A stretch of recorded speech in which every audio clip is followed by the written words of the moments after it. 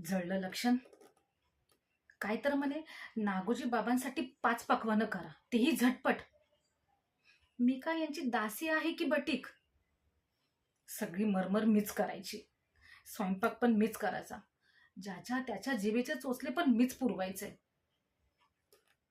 रांधा वाडा उष्टी काढा सगळं मीच करायचं, सगळं माझ्याच गळ्यात. आणि या मनोरमा वेणी ह्यांच्या ताब्यात मात्र पेढी.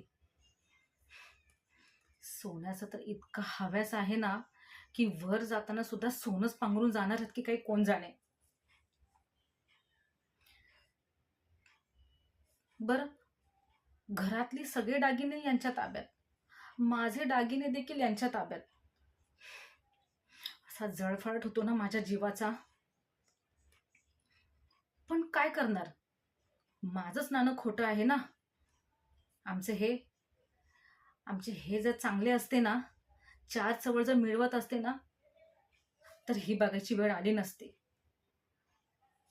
बरं, नवरा हा असा आणि पोटचा मुलगा आधार देईल तर तोही वहिनींचा चाकर.